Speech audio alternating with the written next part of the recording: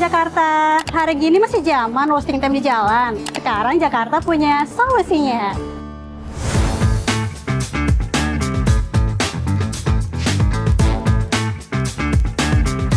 Sekarang Transjakarta, MRT, dan LRT sudah terintegrasi yang bikin perjalanan kita jadi makin lancar deh.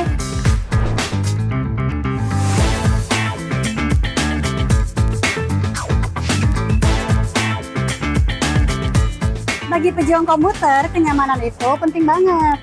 Sekarang pindah-pindah moda transportasi jadi lebih gampang karena sudah terintegrasi, adem, dan pastinya nggak bikin ribet. Pokoknya bikin perjalanan kita jauh lebih sat-set deh.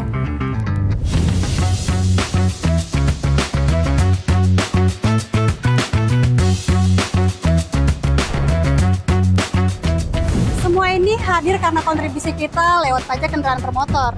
Jadi ini beneran dari kita untuk kita semua.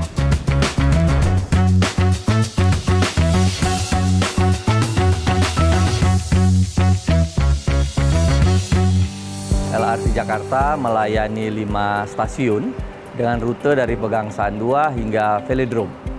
Di setiap titik stasiun yang dimiliki dan dikelola oleh LRT Jakarta, yaitu Pegangsaan 2, Boulevard Utara, Sumarekon Mall, Boulevard Selatan, Pulau Mas, Equestrian, dan Stasiun Velodrome, pada dasarnya telah terintegrasi dengan Transjakarta dan Mikrotrans.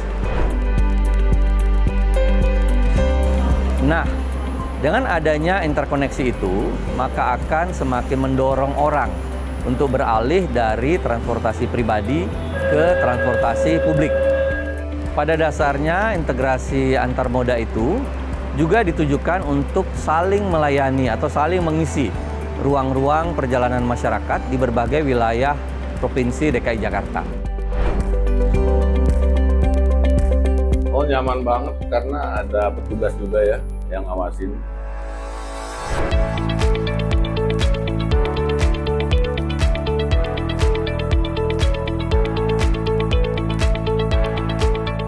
MRT Jakarta kami kebagian sebagai backbone karena memang lokasinya berada di pusat kota Jakarta. Sementara teman-teman dari Transjakarta menjadi feeder atau urat nadi yang kemudian memberikan banyak penumpang dan melayani bahkan ke pelosok-pelosok DKI Jakarta. Sementara ada LRT yang dia kemudian bisa menghubungkan dengan daerah-daerah yang menjadi penyangga di sekitar DKI Jakarta. Nah, tentunya ini menjadi peran kami yang harus dijalankan dengan baik. Nah, mengingat tadi MRT Jakarta berada di tengah kota, maka memang penumpang MRT Jakarta itu mayoritas mungkin lebih dari 50% adalah para pekerja kantoran yang berada di jalur bisnis. Dan apa sih yang mereka cari? Tentunya mereka mencari ketepatan waktu karena mereka mau memiliki hidup yang work-life balance. Nah, itu yang mereka kejar dan MRT Jakarta bisa memberikan itu karena kami menjamin ketepatan waktu oleh MRT Jakarta. Kalau seberapa penting jadwal buat transportasi ya, itu menurut aku penting banget ya karena memang itu membantu kita untuk mobilisasi kita menuju dan pergi dan pulang kantor gitu. Jadi apalagi terutama buat yang berangkat gitu ya, supaya bisa tepat waktu untuk nyampe.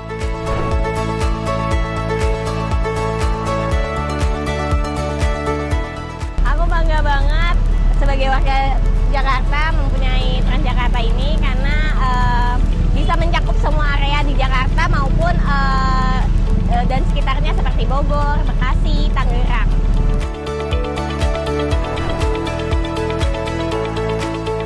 Oke, aku bangga banget bisa naik TJ sebagai warga Jakarta karena dengan TJ ini sangat mempermudah aku untuk bisa transportasi kemana aja dengan pertama harganya murah, terus juga tempatnya juga enak, apalagi untuk bumil friendly kayak aku gitu.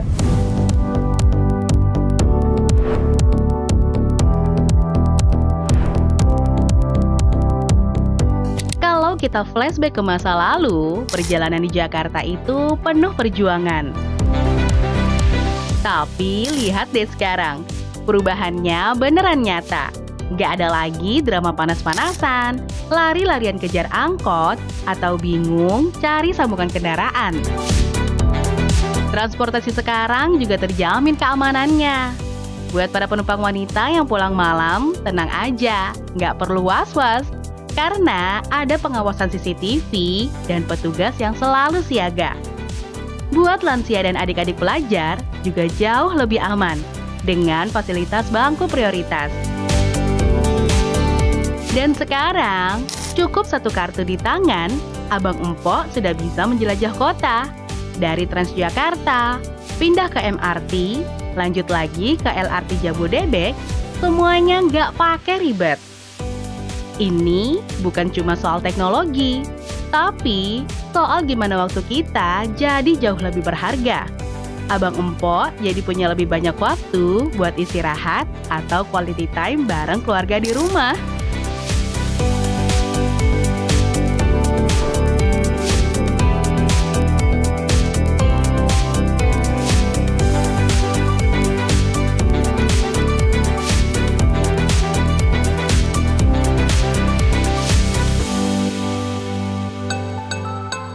Nah, Abang Empok bisa lihat sendiri kan gimana nyamannya transportasi umum di Jakarta sekarang. Tapi Abang Empok harus tahu, kenyamanan transportasi yang kita rasain sekarang itu bisa terwujud karena kontribusi kita lewat pajak daerah. Jadi ketika kita bayar pajak, itu bukan sekedar angka aja, tapi juga bisa kita rasakan langsung lewat transportasi umum serta kenyamanan perjalanan kita setiap hari. Dan integrasi Jakarta nggak cuma soal transportasi umum aja. Pajak yang kita bayar bisa juga kita nikmati dalam bentuk ruang terbuka hijau yang segar, serta tempat-tempat kreatif yang asik buat kita seru-seruan.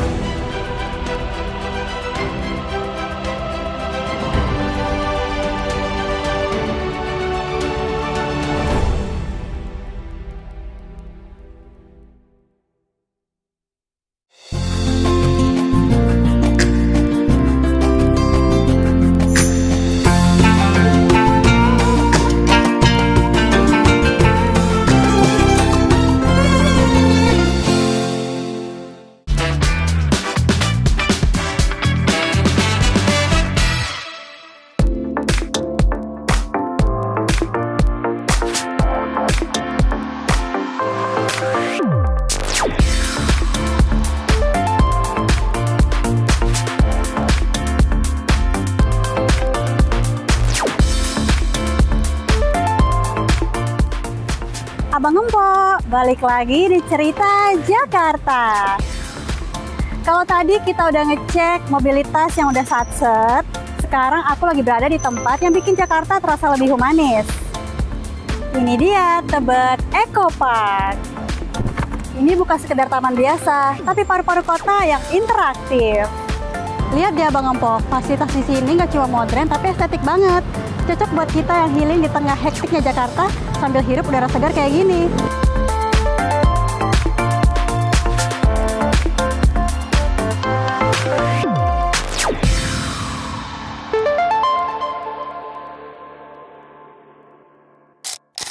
Infinity Connecting Bridge jadi ikonnya taman ini.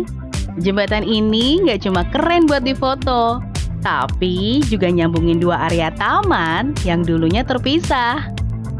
Buat yang bawa keluarga, area forest buffer-nya juga juara. Anak-anak bisa eksplorasi dengan aman di tengah pohonan yang rindang. Dan buat Abang Po yang pengen piknik santai bareng komunitas atau temen geng, di sini tempatnya. Gak perlu jauh-jauh keluar kota buat nyari udara segar.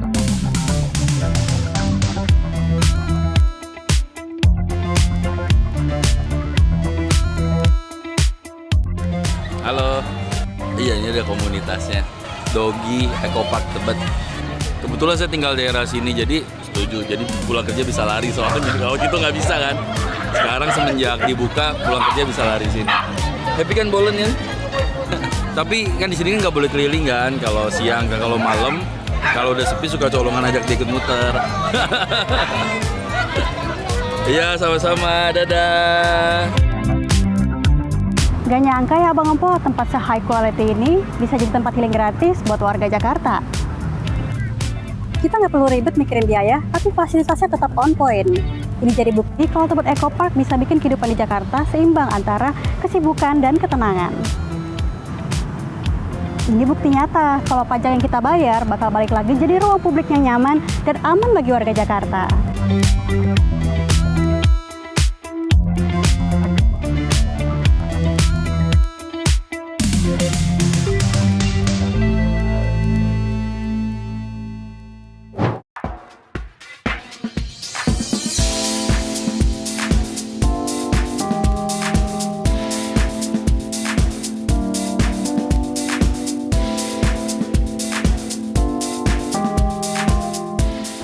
Kalau Abang Empo masih mikir perpustakaan itu tempat yang kuno dan boring, Abang Empo salah besar.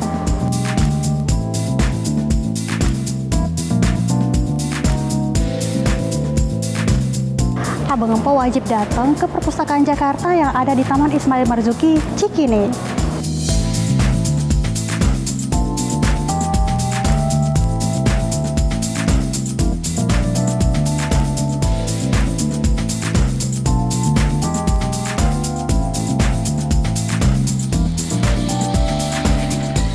Ini benar-benar definisi wajah baru literasi kita. Vibes-nya tuh nyaman, megah, dan pastinya estetik. Pokoknya jauh banget deh dari kesan kaku.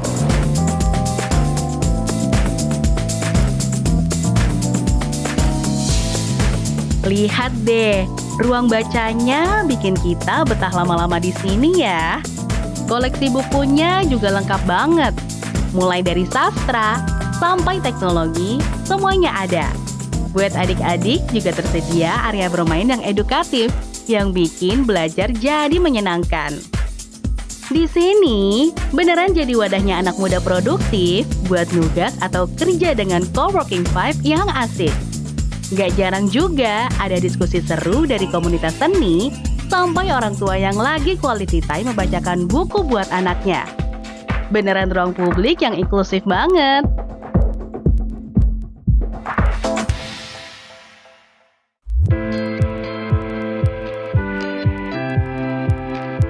Desain gedung yang sangat estetik ini memang jadi modal awal bagi kita gitu ya, sebagai salah satu penarik bagi warga Jakarta untuk datang ke perpustakaan.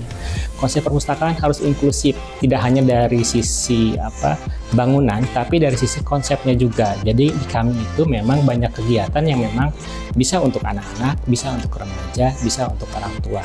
Dan dari sisi statistik ada 56% pengunjung dari perpustakaan Jakarta itu memang dari kalangan anak-anak muda. Kami punya konsep namanya transformasi perpustakaan Jakarta. Ada perubahan paradigma lama dari perpustakaan lama ke perpustakaan yang baru saat ini. Perpustakaan yang lama memang lebih fokus kepada koleksi atau mungkin perpustakaan lebih disebut sebagai gudang buku pada saat itu. Nah, konsep itu kami tinggalkan sampai saat ini. Sekarang kita berubah menjadi perpustakaan sebagai ruang ketiga bagi masyarakat. Jadi di mana perpustakaan itu tidak hanya mengandalkan koleksi sebagai sumber referensi bagi masyarakat, tetapi kami juga menyiapkan perpustakaan sebagai tempat bagi masyarakat untuk belajar.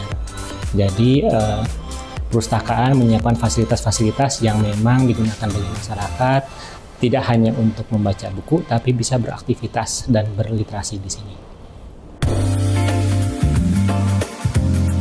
Oke, halo Kak, aku Vetris dan di sini aku sama adik aku. Aku Floren. Aku kebetulan tadi kesini lagi ada tugas sih Kak. Tadi sempet Zoom juga, tapi ini lagi baca novel sama adik aku juga lagi. Aku abis pulang sekolah mau baca buku. Kalau dari aku sendiri karena di sini nyaman ya Kak. Terus adem juga, ada wifi-nya, itu plus banget sih buat kita anak-anak pelajar ya.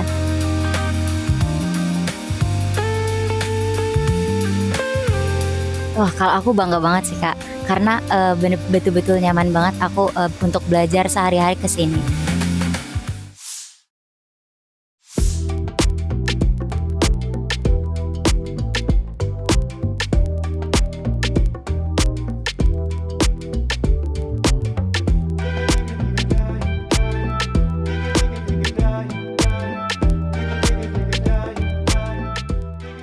Akhirnya sampai juga di Planetarium Jakarta. Abang Empo, siapa sih yang nggak punya memori di sini? Ini tuh beneran jadi ikon edukasi dan rekreasi yang nggak ada matinya. Dari kita kecil sampai sekarang, tempat ini masih relevan banget buat kita eksplor imajinasi kita.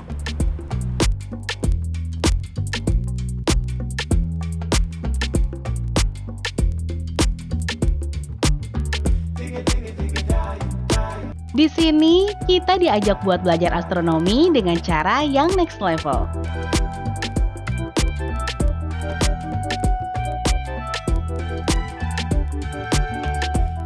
Yang paling penting, pengalaman sekeren ini masih sangat terjangkau buat kita semua. Jadi nggak usah khawatir soal budget, karena di sini edukasi dan entertainment beneran bisa jalan barengan. Gubernur DKI Jakarta, Pak Pramono Anung, katanya sih dia bisa jawab pertanyaan kita apapun itu ya. Coba kita tanya ya. Pak, ada berapa planet di tata surya kita? Di tata surya kita terdapat 8 planet. Planet-planet tersebut adalah Merkurius, Venus, Bumi, Mars, Jupiter, Saturnus, Uranus, dan Neptunus. Apakah ada pertanyaan lain yang ingin Anda ajukan?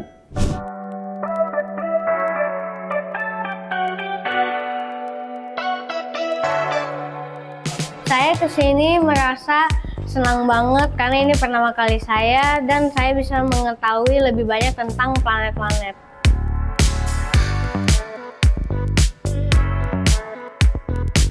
Sudah pasti deh, Mbak, semua anak-anak baik generasi Alpha bahkan juga generasi Z ya, Gen Z bisa datang ke sini. Mereka punya experience duduk seperti di langit melihat teater bintang di sini, ada dom besar, lalu juga selesai mereka masuk bisa mencoba holobox ya. Jadi ada hal-hal baru lah ya yang bisa dilakukan oleh Gen Z dengan perkembangan teknologi ya. Tak hanya belajar astronomi, di planetarium kita juga bisa ikut eksplorasi sains dengan berbagai aktivitas seru. Tentunya bersama fasilitator profesional.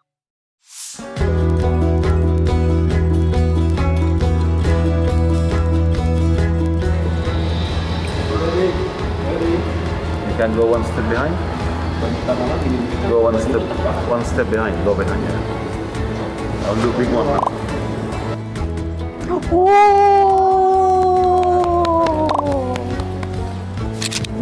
Put your hand that side.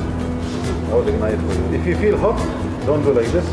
Just go up and down. Oke, get it. Bismillahirrahmanirrahim.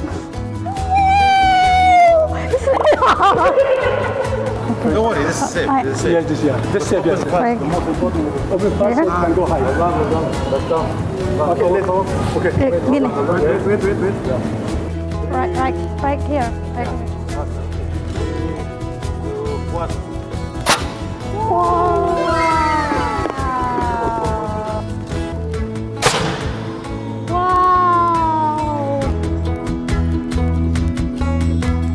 Planetarium nggak cuma soal bintang-bintang, tapi soal gimana Abang Empo berani bermimpi di tengah padatnya kota Jakarta. Beneran deh Abang Empo, ini tuh wajib banget jadi bucket list healing edukatif untuk kita semua. Nah, Abang Empo, setelah kita lihat tempat-tempat keren tadi, ada satu hal penting yang harus kita tahu. Kenyamanan di taman yang bersih atau perpustakaan yang lengkap, serta fasilitas yang canggih, sebenarnya adalah kontribusi balik dari aktivitas ekonomi kita sendiri di Jakarta. Pas kita lagi ngopi cantik di kafe atau seru-seruan nonton bioskop, ada yang namanya PBJT atau pajak barang dan jasa tertentu yang kita bayar. Nah, dari situlah pemerintah mengelola dana buat merawat taman dan perpustakaan ini biar tetap gratis, estetik, dan nyaman buat kita semua. Jadi, setiap transaksi kita tuh sebenarnya punya value lebih buat bikin Jakarta makin inklusif.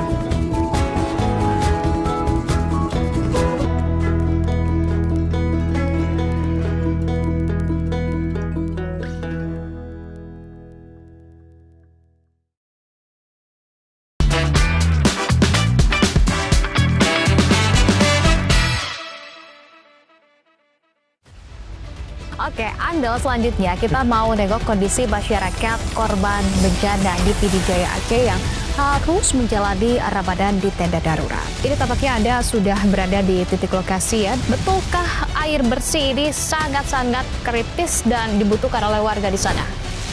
Halo selamat siang pemirsa, apa kabarnya? Dan sejumlah informasi tadi bersama dengan informasi yang menarik lainnya akan kami hadirkan. Inilah Berita 1 siang selengkapnya di Berita 1. Bersatu. Hanya di BTV dan Berita 1.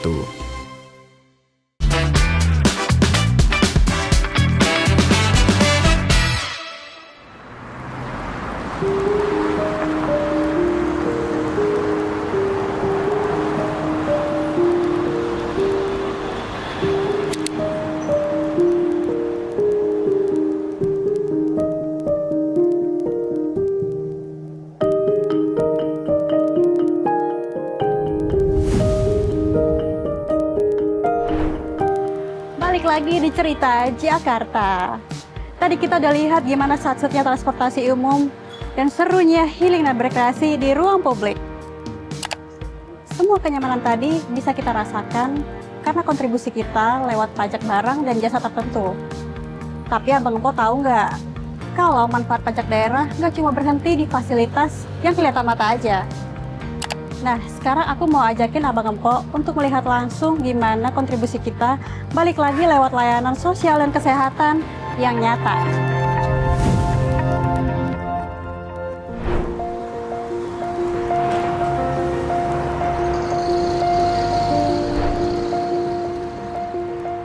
Jakarta adalah kota yang dinamis. Namun, tidak ada satupun warganya yang dibiarkan tanpa perlindungan.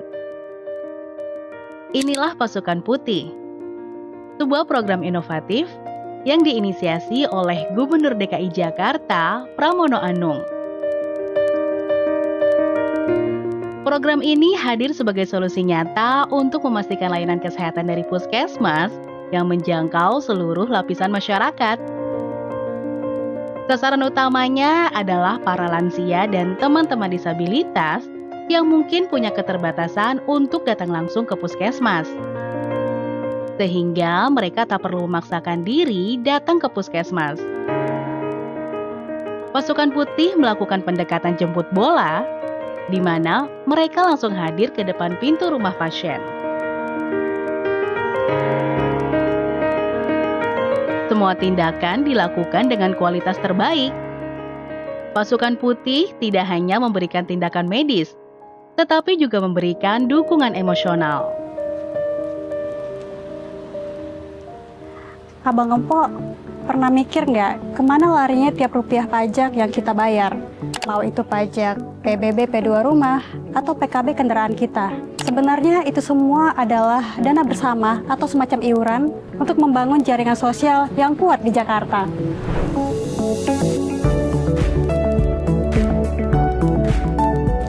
Nah, salah satu bentuk paling nyata dari dana bersama tadi adalah kehadiran Pasukan Putih langsung di depan pintu rumah kita.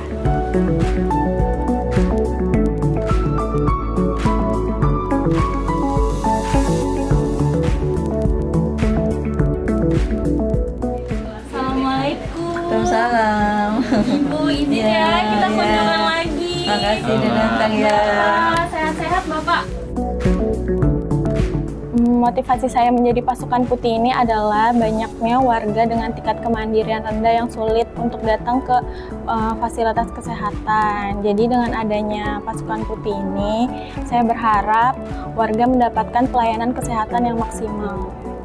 Iya, jadi pernah ada satu waktu kita kunjungan ke rumah pasien. Waktu kita pendataan, kita lihat ternyata tanggal tepat di hari itu adalah hari ulang tahunnya. Pasukan Putih ini biasanya disebutnya kan Pasukan Putih, tapi sebenarnya adalah petugas layanan kesehatan warga. Ini adalah program dari Gubernur DKI Jakarta ya Kak.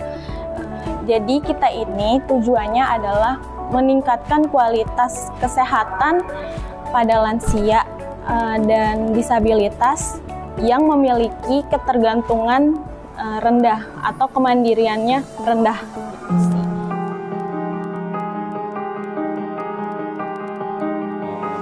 Hasil Bapak baik, kolesterolnya baik, gula darahnya juga baik, asam uratnya juga baik, hemoglobin juga baik. Ya, saya bersyukur banget jadi dikunjungin di sini. Ya, mudah-mudahan setiap bulan dikunjungin ada perubahan. Biar ada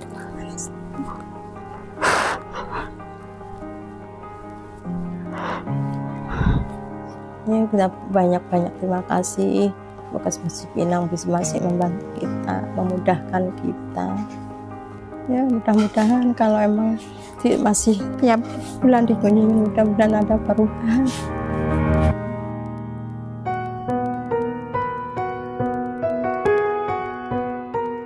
Melihat orang tua atau keluarga kita yang diurus oleh tenaga medis profesional sampai ke dalam rumah. Bukan cuma soal layanan medis, tapi soal ketenangan pikiran. Ini bukti kalau kontribusi kita sebagai warga tuh nggak sia-sia. Karena manfaatnya balik lagi ke orang-orang tersayang kita. Jadi, setiap rupiah pajak kita tuh beneran jadi jaring pengaman yang jagain keluarga kita saat dibutuhkan.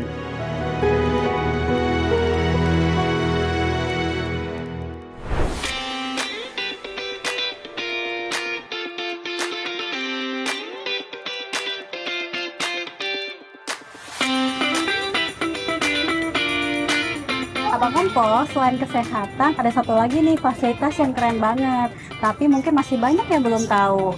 Jadi, Jakarta punya layanan tempat penitipan anak gratis yang fasilitasnya lengkap banget. Dan ini bukan sekedar tempat penitipan, tapi sesuatu yang sama-sama kita miliki untuk saling dukung sesama warga.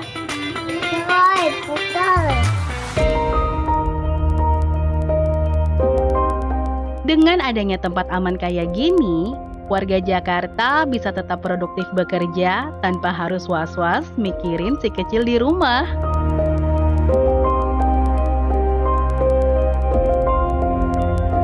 Karena saya bekerja, istri juga bekerja, jadi saya bingung mau nitipin di mana. Anak saya ada 4, yang keempat sama neneknya anaknya, nggak mungkin sama neneknya semua diasuh. Akhirnya ada tas Arota lain gratis semuanya.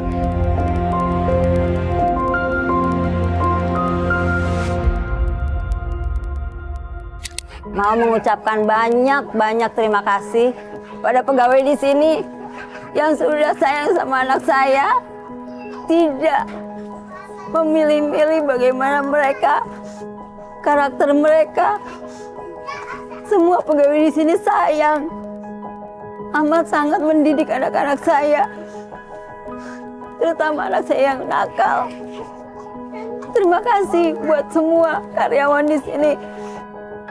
Semoga mereka selalu diberikan kesehatan, kebahagiaan dunia akhirat. Terima kasih.